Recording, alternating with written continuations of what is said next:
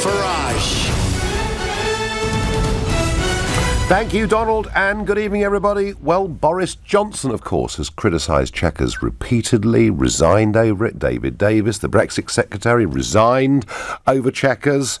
We had callers ringing in to this show and others here on LBC, outraged by Chequers, believing it to be a betrayal. Many in the Conservative Party already publicly spoken out against Chequers, even Mrs May's friends in the press, many of them critical of Chequers. But she must have been quite optimistic, I think, heading off to Salzburg in Austria, heading off to a European summit to discuss her Brexit plan, given the very large number of concessions that she made. I think she would have gone over there thinking, well, at least I'm going to find a bit of support over there. Oh dear, dear, dear, because here was Donald Tusk, the boss of the European Council. At our EU27 working lunch today, we had a good discussion on Brexit, which once again reconfirmed our full unity. We reconfirmed that there will be no withdrawal agreement without a solid, operational and legally binding Irish backstop. And we continue to fully support Michel Barnier in his efforts to find such a model. We agreed to have a joint political declaration that provides as much clarity as possible on the future relations. Everybody shared the view that while there are positive elements in the Chequers proposal, the suggested framework for economic cooperation will not work. Oh dear. Not least because it risks undermining the single market. It will not work, says Donald Tusk, in what he described as a good discussion. Well, I'm not sure who it was a good discussion for, but clearly not for Theresa May. And just to reinforce the point, Jean-Claude Juncker, the boss of the European Commission, was questioned how he thought the talks were going. How close are we to getting a deal? How close are we? To what? To getting a deal. On what? Brexit. This is how it. Far away, said Jean-Claude, with the bells ringing in the background. So, really very little joy there. Chequers will not work, is what we're being told in the European Union. Well, perhaps even more surprising for the Prime Minister was an article that appeared in today's Daily Telegraph by Camilla Tominey of the Daily Telegraph, and she had done an interview with Sir Mike Penning, former Armed Forces Minister, and this is important, very much a Theresa May loyalist, in fact one of those who was part of her 2016 leadership campaign. So a supporter of the Prime Minister, a friend of the Prime Minister, and certainly in terms of Brexit, if you looked at the party and said, well, that's a hard Brexiteer, that's a Remainer, Mike Penning, pretty much a political moderate within the Conservative Party, and as I say, friend of the Prime Minister's. This was Sir Mike Penning being interviewed about that Telegraph piece. I'm not part of any group. This was a decision I came to over a period of months, that the British people voted for something, and she's put a proposal forward and basically saying to the likes of me, you've got to vote for this or else go sit on the naughty step. Well, I'm not going to sit on the naughty step. I'm 61 years of age. At the end of the day, I was elected to do a job which was standing up for my constituents and say what I thought. If anybody thinks this is going to undermine her, I think they're wrong. Actually, what it will say to the rest of Europe, she can't be dictatorial. She can't just force this through, like some of the leaders perhaps in Europe think that she can. And this will give her a backstop. But she does need to know that there are moderates, loyalists in the House of Commons of her party, she's my Prime Minister, that will not vote for Chequers.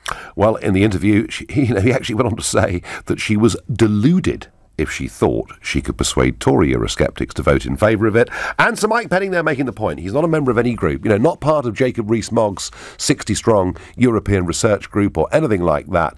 And that would have been, I think, a very big shock to her. So, being rejected in Brussels, being rejected in Westminster, being rejected in the country, not looking that pretty really, is it? But here was Theresa May. So yes, concerns have been raised. I want to know what those concerns are. There's a lot of hard work to be done, but I believe that there is a willingness to do a deal. But let nobody be in any doubt that, as I've always said, we are preparing for no deal. So that if we get to the position where it is not possible to reach a deal, then the British people can be confident that we will have done what is necessary to ensure we make a success of leaving the European Union, regardless of the terms on which we do so. I would suggest that particular speech was not too long on sincerity or belief. Didn't sound like she really felt things were going that well. The way she phrased it, we have concerns. Concerns, Prime Minister. One of your best mates in the House of Commons has said you're deluded. He's going to vote for your Chequers plan. So she's in real trouble. Given the enemies of Chequers that are lining up on all sides of this argument, is it time for her to admit she's in the wrong place and chuck Chequers? And if you think, yep, it's time to throw in the towel, call me on 0345 6060 973. Or maybe you think, stay strong and stable and stick to the script and it'll all be okay. Well, text to 84850. Or maybe like me, you think this is a good opportunity actually for the Prime Minister to do something better. If that's how you feel, tweet using the hashtag Farage and LBC at LBC, and of course Facebookers, you can watch us live and comment there too, as you do in huge numbers every single evening. My view, folks, for what it's worth, is she was talked into this Chequers deal by her own civil servants who played a superior role to David Davis, which is why he simply had to walk away. Barnier played the Northern Irish card to an extent that she allowed herself to be boxed in. That is what Chequers actually was all about. It's a deal that will not free us from the European Court of Justice. It's a deal that will tie us into a European rulebook. It's a deal, it's the wrong deal. This is not, Chequers is Brexit in name only. It simply isn't good enough. And I think if the Prime Minister recognises that she's in a completely unwinnable position, she has a fantastic opportunity to not just chuck Chequers, but to go back to Brussels and say, right, I know we've spent 2 years talking about this. I know we haven't got long left. But here it is, folks. We have decided that actually, rather than opting back in to bits of the European Union, we're going to have a clean break. We are leaving everything. We're leaving the single market, we're leaving the union, we're leaving the regulatory agencies, but we will make this one big, generous offer to you that we can have a free trade deal with you and you can have a free trade deal with us, very much along the lines recently negotiated with Canada, but we can do better than that on services and other things, and that, we think, is even better for you than it is for us. It solves all the questions of the Irish border, which you keep repeatedly raising. And I tell you what, you've got until the end of November to take it or leave it. And you know something? I believe, and I've been saying this now for a week, there's a change of mood in Europe. There is big pressure coming from German industry and elsewhere. I think at the 11th hour, they would accept that deal. And that would be the best outcome possible, I think, for both sides. If not, she makes it clear we leave on World Trade Organization rules, which are far from a disaster, as that's how most business in the world is done, but it would lead to some short-term disruption. That is my view. Mrs May, chuck Chequers, take it as an opportunity. What do you think, folks? Should she now realise that defeat is inevitable and chuck Chequers? Jason, who's a regular caller from Sutton, is on the line. Hi, Nigel. You were doing so well then. I was almost agreeing with you at some point. And then you kept talking, and then you proved that you have no idea what you're talking about. Again, Nigel. All right, okay, so, you keep doing it, Jason, my friend. tell me why tell me why Chequers is a really good deal. Chequers is dead. It was useless, it was pointless, and it was asking the European Union to do something that they cannot possibly do. Basically break up the four freedoms of the single market, which is a fundamental underlying principle of the European Union. It would be like, in terms of population size, it would be like someone like Kazakhstan coming to the United Kingdom saying, I demand a free trade deal with the United Kingdom, but I only want to deal with England and Wales, and I don't want to talk to Scotland, and I don't want to do anything with them. I want you to break up the United Kingdom in order to be able to work with us. It's just a ridiculous proposal, Chequers, and that's where you and I are in agreement. Right, so we agree about that. So if she chucks Chequers, what next? Well, the only options on the table are, as you said, no deal. Yep. And the EU are saying you have to accept the EU proposal to solve the Irish border situation. Which we don't. And the EU situation of a proposal is that Northern Ireland stays inside the customs union and it is treated differently to the rest of the UK. Theresa May has said there is no way that any Prime Minister could ever accept that. Because she'd lose her support for the DUP and her government was full, obviously. Which is a practical reason, isn't it? Well, for her personally, yeah, it's a bit of a problem. So I spent last Thursday and Friday in Geneva. We met with non-stop, pretty much for 2 days, with international trade lawyers, geopolitical policy writers, people who've been doing this stuff for donkey's years. WTO rules in the UK, the opinion of the most experts that I've certainly ever come across, is that the first trade deal we're likely to get, after we leave with a cliff edge and no deal Brexit, we would spend the fastest, quickest deal we get will probably be with a country that's got a liberalised trade policy similar to the UK's, somebody with a democratic, liberal-style government similar to the UK's, and that would be Canada. That would be the quickest, fastest deal the UK would get, and that would take about 2 years, is their best estimate, if everything went smoothly. Well, Jason, I mean, hang on. The Australians managed to negotiate a trade deal with America, which negotiating time was 10 months start to finish, so we could do better. But anyway, Jason, your point is... So what is your point? Are you saying that if she chucks Chequers... I mean, what do you think she ought to do? Because we're really asking. She's got this dilemma, hasn't she? She's got everybody opposing Chequers, including you and me. What do you think she should do? I tell you what, she definitely should do. Any responsible Prime Minister would be on the plane to Brussels tomorrow saying, or maybe October 19th, after the next summit, when it's categorical that we run out of time, there is no deal on the table that's viable or feasible proposed by the United Kingdom. We haven't settled the Irish border situation. The UK government haven't done anything sensible towards the withdrawal agreement in 2 years. We've faffed around, wasted our time arguing amongst ourselves in Chequers and in Westminster. When she realises there's no deal and the catastrophic effect of that... Jason, I know your opinion. Come to the point. What should she do?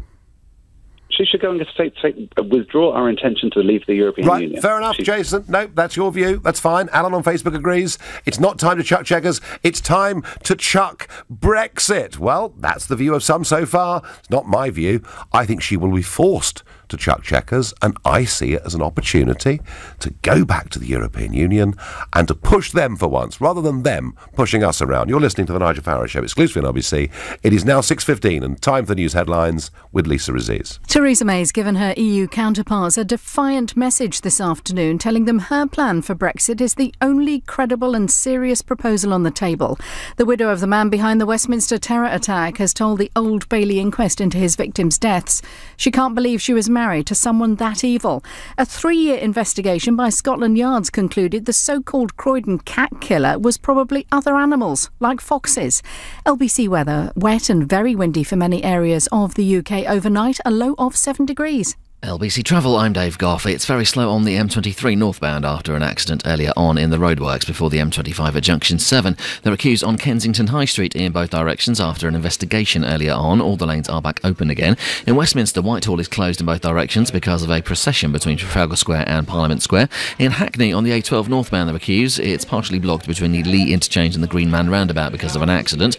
On the rails, southern services are suspended between Tattenham Corner and Coulsdon Town because of trees fallen on the line, and TfL Rail have severe delays eastbound from Ilford to Shenfield because of a faulty train. This is LBC. Little Red Riding Hood has been trying to sell her grandma's home for some time now, but the estate agent's shining sharp teeth have left her with sweat on her brow.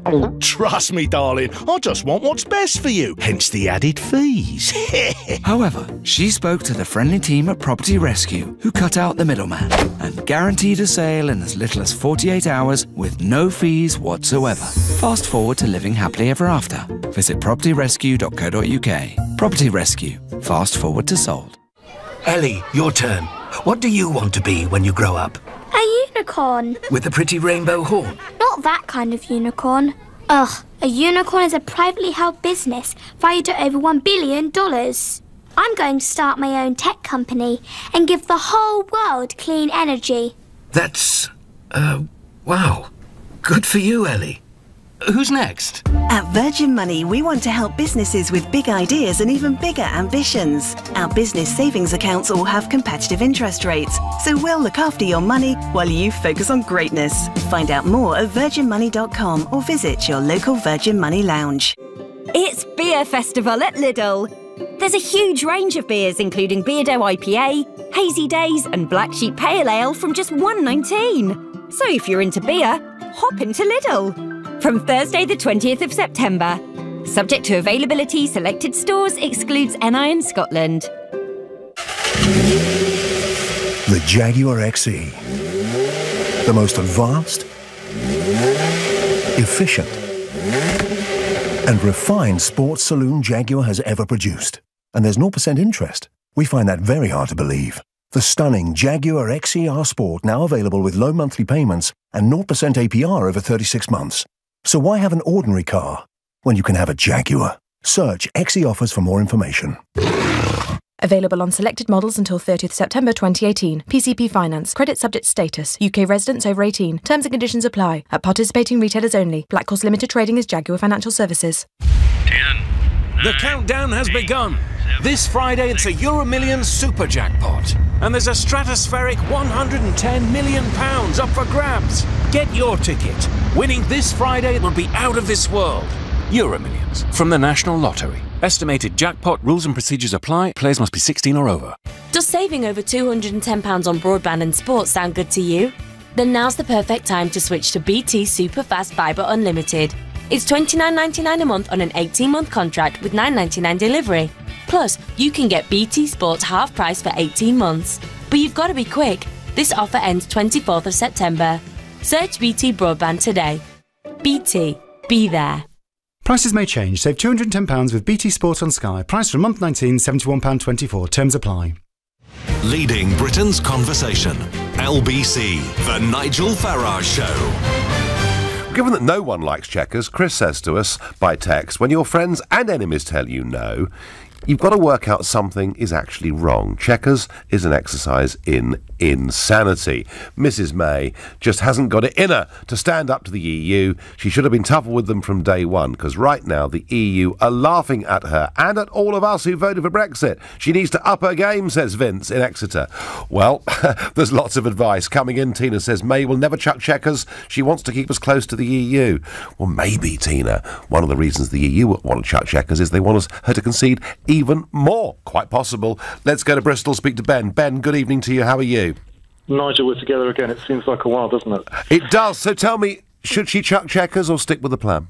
Well, I'm recovering a little bit from that ramble the last caller. Don't people like to think they know everything about Europe and the future? But I mean, you know me, Nigel. Well, we like experts. We like experts, yeah. Ben, even if they're, you know, experts. Yeah. Well, look, you know me, Nigel. We've clashed a few times. The one area you and I have clashed a little bit has been on Theresa May. Now, when she came into power, I thought, you know, this is the right woman for the job. She's the woman of the hour. And I stand by that. I think she's, in many ways, been a really good Prime Minister. I think at heart, she's a decent woman. But, and here comes the but, and I'm talking to you kind of in real time, processing in real time. I felt, Nigel, when your Brexit secretary resigns the day you put out the Chequers plan, something's gone wrong in the machinery there, hasn't it? I started to sway a little bit. I mean, I actually think that she seems to have gone into a mode that reminds me a little bit of Mrs. Thatcher, you know, with the poll tax, where a leader can get into this stubborn mindset where they're not listening to the voices around them. And I think if she doesn't make the adjustments that would please, to some degree, you know, the pro-Brexit type, not entirely, probably there's always going to be a few things that you wanted in there that aren't in there. This is going to become her poll tax, I think. Do you know, Ben, it's very interesting you say that. It's very interesting you say that, because one of the real outbursts of anger has come from the Tory membership out there around the country, and Tory voters too, of course. And one or two of the veterans have said that they detect more anger in the party over this than they did over poll tax back in 89-90 with Margaret Thatcher. So she has to bend and adjust, Ben, yeah? Yeah, and I'm not coming as one of these people who said from the beginning, you know, called her names and said she's rubbish. I thought in many ways she's been terrific.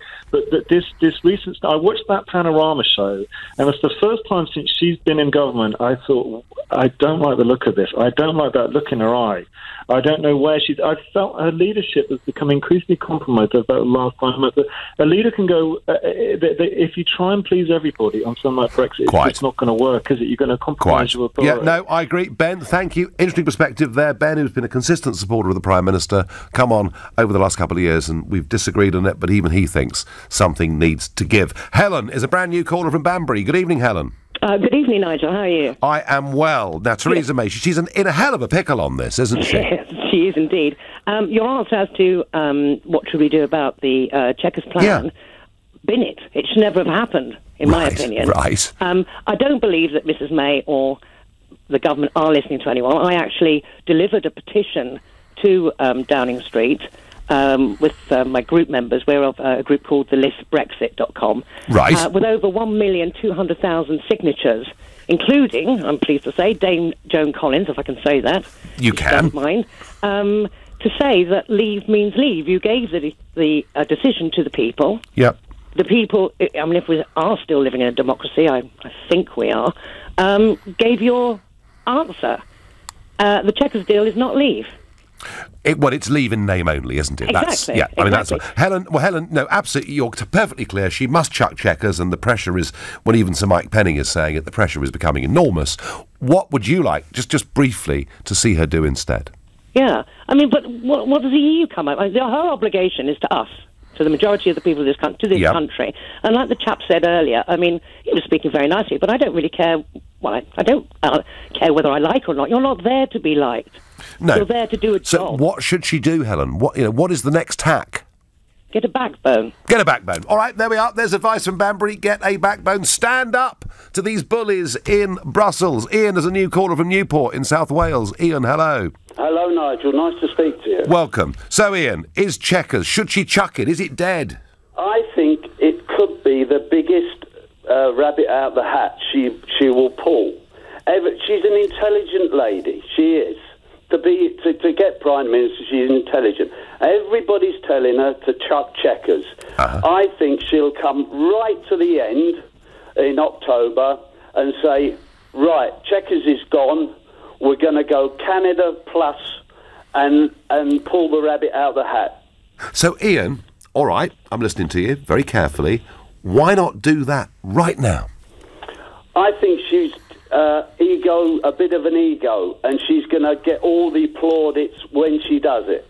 Right, so you would like her to go to the position that I want her to go to, but you think she plays it cool for a bit before she unveils that plan? I'd like her to do it now, like you, absolutely. But I think she's got this ego trip going on, and everybody's telling her to chuck it, and she's thinking, right, I will when I want to. And she's going to play the game right to the end.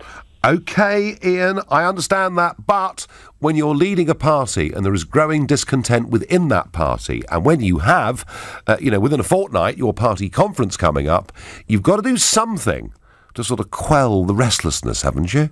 You have, but I think her ego has just got the better of her, all right. Basically, I think. OK, no, Ian, interesting point of view. Ian thinks she will do the right thing, as I see it, but she'll play it cool and do it a bit later, like a rabbit out of the hat, was the description. David is a new caller from Preston. Welcome to the show, David. Hi, Nigel. Welcome. So, is Chequers finished now, given the levels of opposition everywhere? I think Theresa May's finished. I think continuing with Theresa May now is just a complete waste of time. It's wasting the country's time.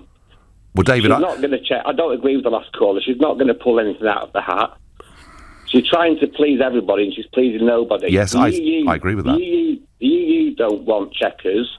Parliament don't want Chequers, about 90% of them. It's a busted flush. It's flogging a dead horse. What we need to do is, Theresa May needs to be sat down by somebody and explain that she's basically going a bit deluded. As Sir Mike Penning said, yeah. Yeah, and we need to install, I think, in my opinion, David Davis, who's a Brexiteer. He's quite level-headed, and he's been in the room with Michel Barnier for the last couple of years, so he knows how the land lies.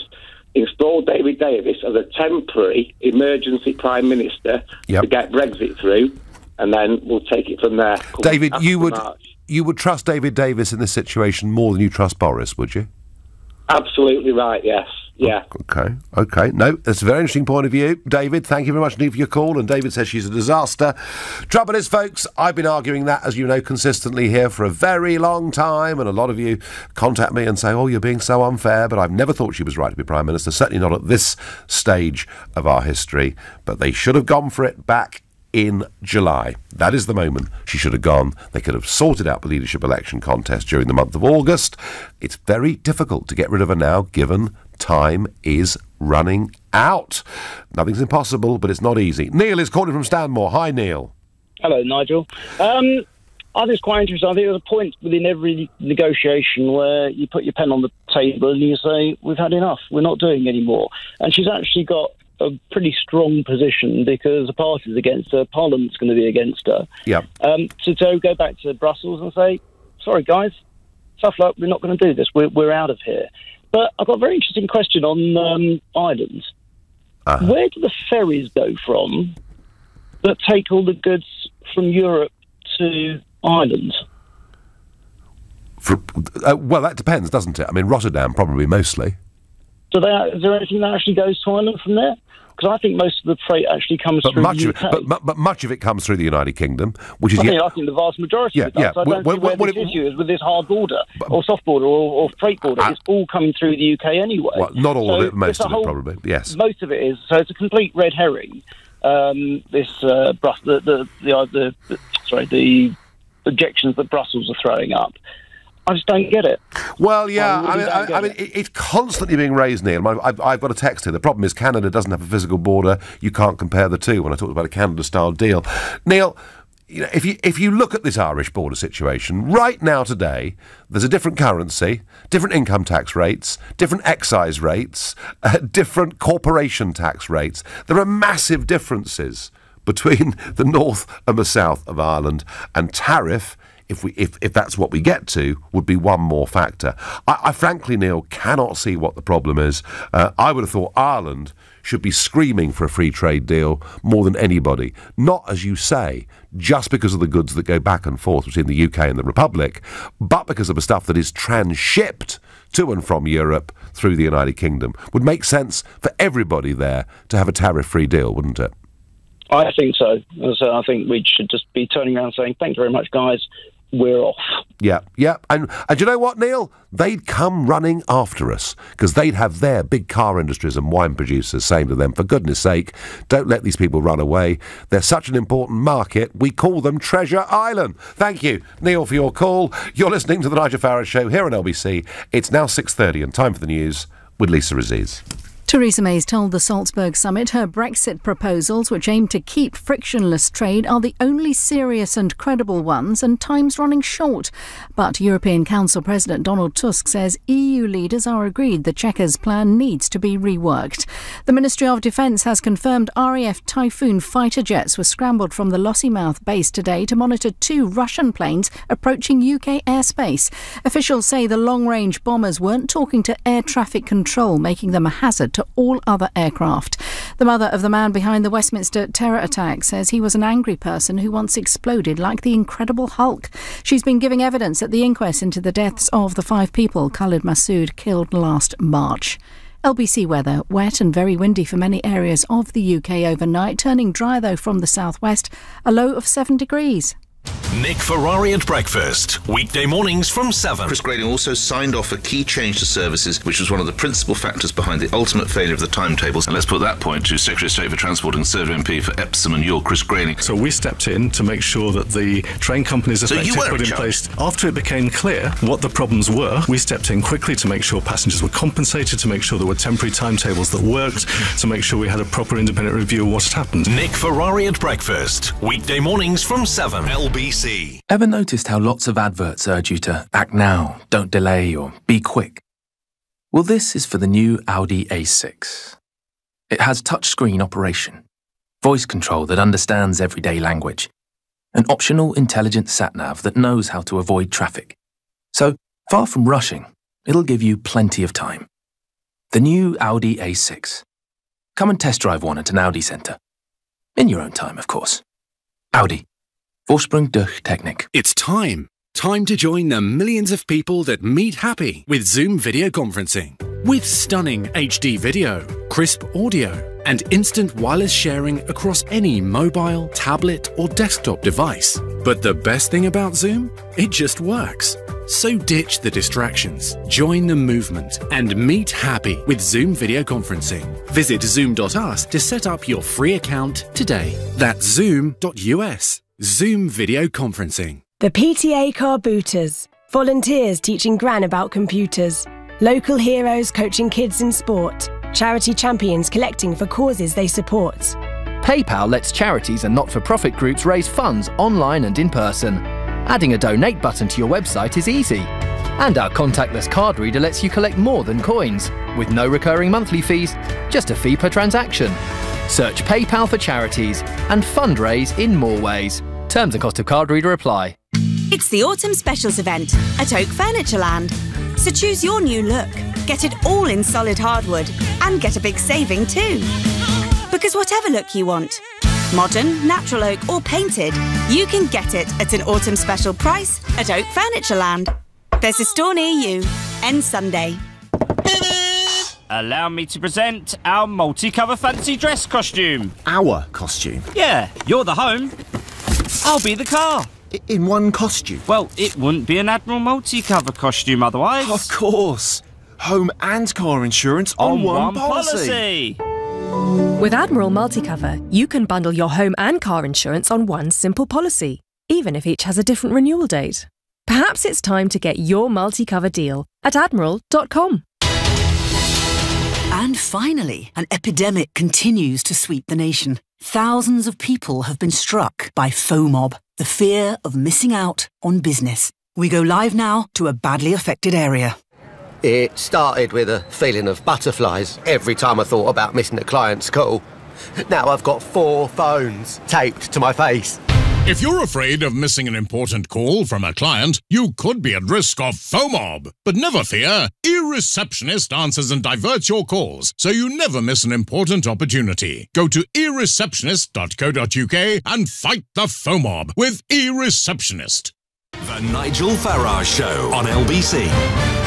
Well, Theresa's dilemma, does she chuck Chequers, given that Brussels doesn't seem to want it, her own side don't seem to want it, the country doesn't seem to want it? Is it time to chuck Chequers and go for a better plan?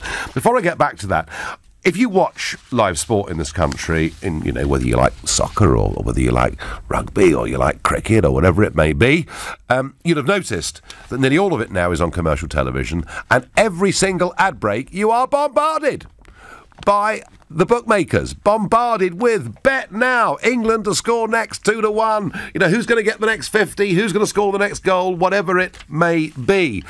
And yeah, it is ever so slightly annoying because there are a lot of those adverts. But interestingly, today, the Labour Party, and Tom Watson did this, have called for a ban on gambling advertising during live sporting events in a bid to tackle problem gambling. And Labour say that a report has found there are 430,000 identified gambling addicts in the UK, 25,000 of whom are under the age of 16. So that's what Labour want to do. They want to ban gambling advertising during live sporting fixtures. And yeah, there are people out there with a huge gambling problem, as there are people out there with all sorts of problems with drink or excess food or whatever it may be. And I suppose I speak as somebody that likes the old bet, but I don't want the state regulating every aspect of my life. I want some freedom. I want to be able to make my own mind up. It's a commercial market, and if I don't like all those adverts, I can always turn over and watch another sport on another channel, or listen to LBC, or do whatever I want to do. I just feel this solution that is offered every time is we ban things. And it used to be a left-right thing, but, if Labour were in office and they banned this, the Conservatives wouldn't get rid of the ban. They would support it and stay with it. Too much government interference in our lives is my view. No shortage of opinion and thought on Theresa May. Guy says, for God's sake, Nigel, she needs to dump Ollie Robbins. He's the civil servant, very much behind the Chequers deal. And start trusting her MPs. Dump Chequers and go for Canada or WTO. Nigel, she is cunning. Second call we've had on this line tonight. She is waiting for Corbyn to commit to another referendum next week at their conference and then slam dunk a Canada deal. So some of you think that, this political genius out there is going to turn this round, produce a rabbit from the hat. Confused. Why do you think Theresa is so opposed to a Canada-style agreement? If it's such a good option, why is she blocking it? As for the Irish border, simple. We refuse to build it. Let them do so, says Martin in Cheshire. Martin, the biggest mystery to me of the whole Brexit thing is, ever since I did a live radio debate with Neil Kinnock back in 2001, when he was a European Commissioner, and he said, look, if Nigel ever got his way, which he won't, but if Nigel ever got his way and Britain left the European Union, if they wanted to have a free trade agreement instead, that would be no problem. To Giscard d'Estaing, the former French president, you know, I've had this conversation with him. Well, if you wish to be demoted to a country of the status of just a free trade deal with the European Union, that can happen. He thinks us leaving political union would be a demotion, but the prospect of a free trade deal was always there.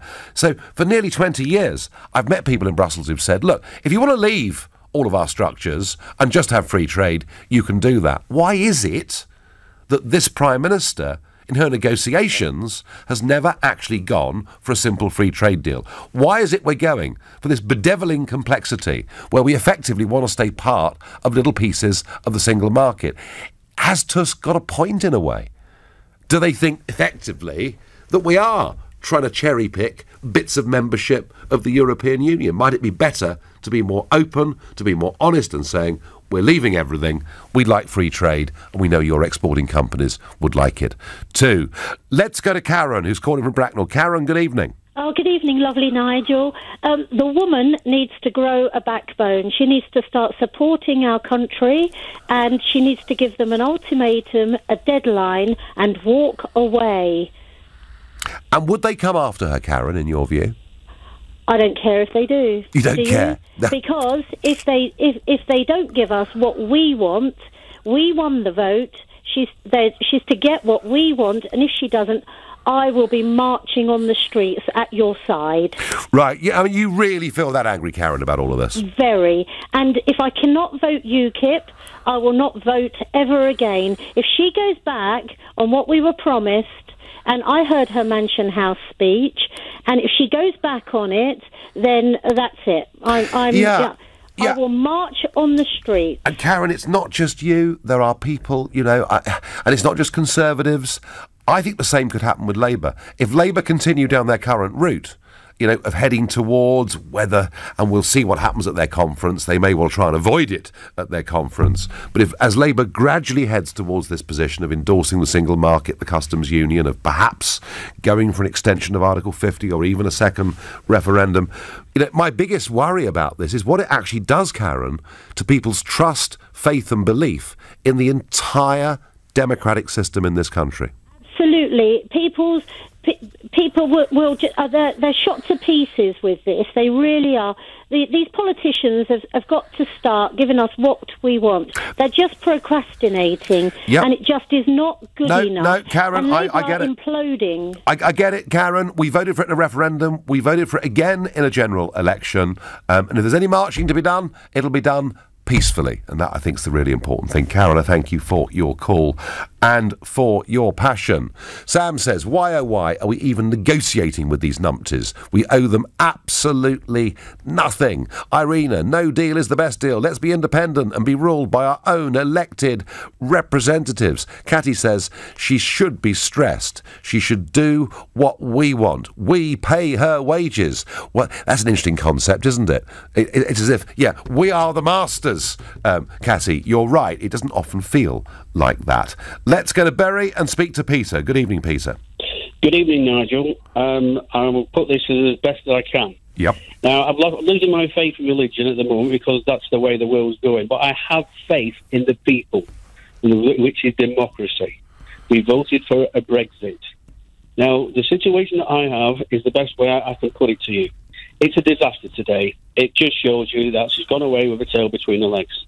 I want you to get together with David Davis, Boris Johnson, people in the Labour Party, and you know who they are. I want you to form a cross-party committee that will sort this out, and which it should have been, Nigel, right at the beginning when we left. Cameron got it totally wrong. He ditched the shit. I do agree with that, Peter. I do agree with that. I do think in the wake of Brexit, there should have been a cross-party attempt to deal with it. It was never, ever done, was it? Now, my father is 92. Yep. He fought in the war. He's a tank driver. Yep. He said, when we left, we had to pull our sleeves up and get on with it ourselves.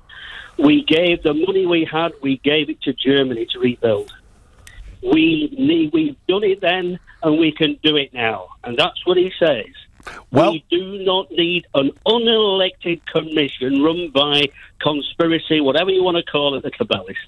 We do not need these people. They need us. Well, I think the economic reality of it, Peter, is that you're right. And I agree with that. We just need to believe in Britain a little bit more, which clearly your old dad does. And I thank you very much indeed for that call. To Exeter, in Devon, to speak to Roy. Good evening, Roy. Oh, good evening, Sir Nigel. Good to hear from you. So, what's to be done, Roy? Oh, all she's doing is kicking the can down the road for as long as she possibly can until you are spot on and Karen's spot on. And until, you know, Labour make their position clear, and then she can do the complete opposite.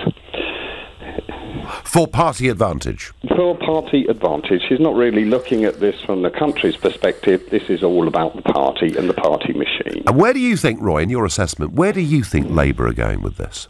I think Jeremy Corbyn will probably be forced into giving it a second referendum eventually. Despite being a Brexiteer himself? Despite being a Brexiteer himself, he will have to abandon his own passion, essentially. But again, tribal politics. We need to get rid of it, Nigel. It is, I have to say, Roy, tribal politics is loathsome. We saw it 25 years ago at the time of the Maastricht Treaty. It was that tribal politics. It was people, in the end, voting for something that they despised and they publicly condemned for the last couple of years that kind of got me involved with new politics in this country. I hate tribal politics, Roy. I'm with you completely. Thank you. You're listening to the Nigel Farage Show here on LBC. It is now 6:45 and time for the news headlines with Lisa Aziz. Theresa May's told the Salzburg summit of EU leaders her Brexit proposals, which aim to keep frictionless trade, are the only serious and credible ones, and time's running short. The Ministry of Defence has confirmed RAF Typhoon fighter jets were scrambled from the Lossiemouth base today to monitor 2 Russian planes approaching UK airspace. The widow of the man behind the Westminster terror attack has told the Old Bailey inquest into his victims' deaths she can't believe she was married to someone that evil. LBC weather: wet and very windy for many areas of the UK overnight, a low of 7 degrees. LBC Travel, I'm Dave Goff. It stays slow on the M23 northbound after an accident earlier on in the roadworks before the M25 at Junction 7. Kensington High Street eastbound is blocked. That's because of an investigation at Palace Gate. In Westminster, Whitehall is closed in both directions because of a procession between Trafalgar Square and Parliament Square. In Hackney, on the A12 northbound, there are queues. It's partially blocked between the Lee Interchange and the Green Man roundabout because of an accident. On the Tube, there's no Metropolitan line between Rickmansworth and Amersham and between Rickmansworth and Chesham because of trees fallen on the line. That also means Chiltern Railway services aren't moving between Aylesbury and Marylebone, and TfL Rail have severe delays eastbound between Liverpool Street and Shenfield because of a faulty train. Coming up at 7 on LBC, Ian Dale. At 8, Alistair Campbell joins me for an interview and to take your calls. At 9, tomorrow marks World Alzheimer's Day. But first, it's the LBC News Hour. Ian Dale on LBC. Is your money working as hard as you do? Think about it. While you're grafting away, is your money working too? No? Then it's time to Wealthify. Wealthify is the smart, easy way to start investing. Just say how you want to invest. Cautious? Adventurous? Somewhere in between? And let Wealthify do the rest. Then keep track of your money on the app. Easy. Isn't it time for you to Wealthify? Download the app or visit wealthify.com. With investing, capital is at risk and you could get back less than you put in. Rollo, if I let you off this lead, promise not to run into the angry farmer's field. I'm not going after you again. Be good. Rollo!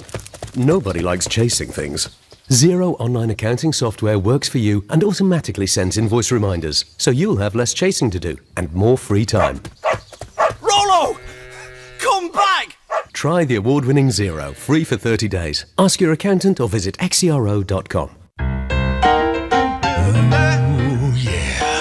High-quality kitchen you've dreamed of at a price well within your budget. That's Room Sense. That's Room Sense. This month, all kitchens are half price with a free oven hob and extractor. Book your free home design visit today at roomsense.co.uk. Quality at a price you can afford. That's Room Sense. Offer ends soon. Minimum spend applies. Hey, it's teamwork here. Do you know I could work more effectively for your business if your phone system is a Vonage phone system? That's because Vonage offers so many features that help with teamwork, like the ability to join, review, and even monitor sales calls, which means you can improve training on the job. So help me to help you. Answer every opportunity with Vonage. Just visit vonage.co.uk or call 0203 435 8000. Terms and conditions apply. From the age of 3, young Mozart would watch his sister play the harpsichord with their father, mesmerized by the sound. An early obsession from which his love of music blossomed. At Darwood & Tanner, we believe obsession is a good thing. It's what motivates us to create the perfect smile for every patient, day after day. Darwood & Tanner, your smile is our healthy obsession. Visit darwoodandtanner.co.uk. Online is the new print. Contactless is the new cash. And broking is the new banking. The world's changed, but Finance for Business will help your business stay one step ahead. By looking across the financial landscape, they'll find you a wide range of lenders' terms and packages suitable for your business and its future. So request a call back from an expert. Visit award-winningfinance.com. Finance for Business, because broking is the new banking. Leading Britain's conversation. LBC, The Nigel Farage Show. So the European Union don't like Chequers. Donald Tusk really not very complimentary at all, saying it will not work. One of her own big supporters, Sir Mike Penning, saying the Prime Minister is deluded if she thinks people like him are going to vote for Chequers in the House of Commons. Is it time she chucked it? Before that, extraordinary story. A 3-year police campaign based in Croydon after over 500 cats were found dead and in many cases mutilated.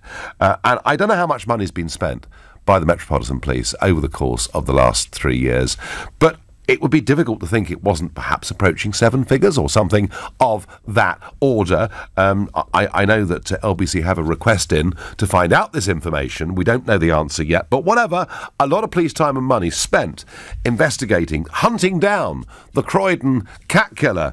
Well, some news today. It's been announced that actually the injuries to the cats are due to fox predation post-traffic accidents or other events. So cats have been hit by cars, they've been killed. Desperately sad for the owners, of course it is. And it's the foxes that have then been basically cutting them up. And who knows, the foxes may have killed some in the first place. Folks, I'm sure there are some listening to me now who, you feed foxes, you think foxes are fantastic. Foxes are pretty, but I don't know many animals out there that kill for pleasure. But that's what a fox will do in a hen house, and it's one of those species that we need to control. That's my view. I know some of you will hate me for saying it, but I believe it to be true. Back to Mrs May, back to Chequers. I think she should chuck Chequers, use it as an opportunity to go to the EU with a very, very clear plan and a deadline and say, take it or leave it, folks. Now, Roger on Facebook says something which I agree with, but from a different perspective. He says the UK needs to walk into oblivion. I'll be laughing with the rest of the world. Who is ever going to trust the UK in negotiating trade deals now? Roger, your perspective on this is different to mine, but actually, what was really interesting was in the aftermath of Brexit, countries, a couple of dozen countries from all over the world, queuing up to negotiate trade deals with the United Kingdom. Then to have it explained to them, well, look, I'm afraid we've got to trigger Article 50, and that took 9 months. Article 50 takes 2 years, so we can't do anything for 2 years and 9 months. And then we're applying for a transition period after that, meaning that it would be at least 5 years before we could sign anything with anybody. I think whichever way you cut this, Roger, and from whichever side of the argument you are, thus far, the way this Prime Minister has handled Brexit, not just with the European Union, but actually on the world stage, does not look particularly impressive from a British perspective, and I really do believe that quite strongly. I'm going to Manchester to speak to Andrew, who's a new caller to this show. Andrew, good evening. Good evening, Nigel. How are you? I am well. So she's in a bit of a bind, is she not? Yeah, I think she's simply left it too late. Of course, one of the huge difficulties she has now is she's only got a couple of months to go to do the deal. She's not going to be able to get a mandate from her own party now to do anything else but the Chequers plan. She's probably going to try and finish off that negotiation, take it to a vote in the House of Commons, and ultimately I think that's probably going to fail, and she's going to end up going after that and leave us in a huge constitutional crisis from the way that she's handled it. There simply just isn't enough time now to put anything else credible together in the short amount of time she has before it has to go back to a vote in the Commons. So you see a big dramatic moment in the Commons between now and Christmas, yeah? Yeah, ultimately, she hasn't got the support of her own party. There's no cross-party support for the deal that's going to be done.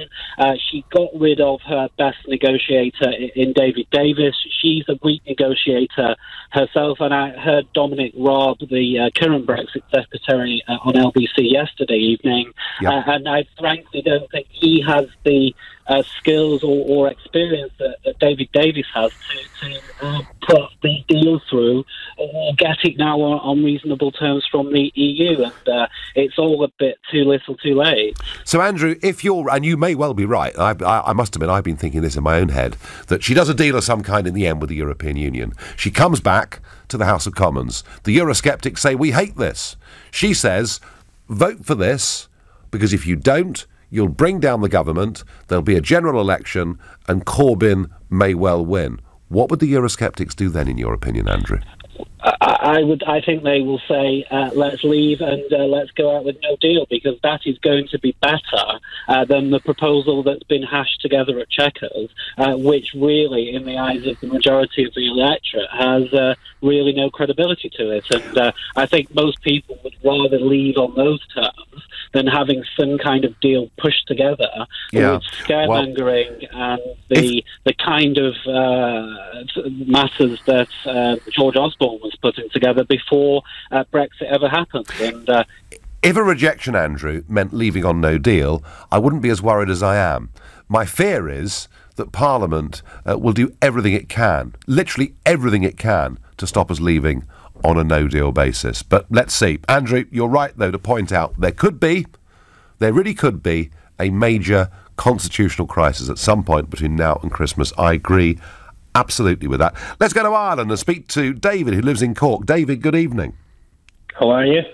I'm okay, David. Looking on at these... I mean, you'd have thought at least Donald Tusk could be nice to her. Nigel, I'm sitting in disbelief watching this. We're listening to non-entities like him deciding when and what will be done. I mean, non-entities, David. Yeah, I mean, you sound like that Farage bloke making rude speeches in the European Parliament about them. I mean, seriously, what do you think Mrs Thatcher would have done in the same position at this stage? Do you think she would be tolerating this behaviour? David, I'll tell you what. Mrs Thatcher would not have left Downing Street at 4:15 in the morning in December to fly to Brussels to meet a deadline imposed by an unelected bureaucrat and then concede to a backstop position in Ireland. She'd never have done it, David. I agree completely. I really do. I just can't get my head around, okay, voted to leave, and yet she's now still saying the same message that I want to hear. Leave the European Union, leave the single market customs union, Court of Justice.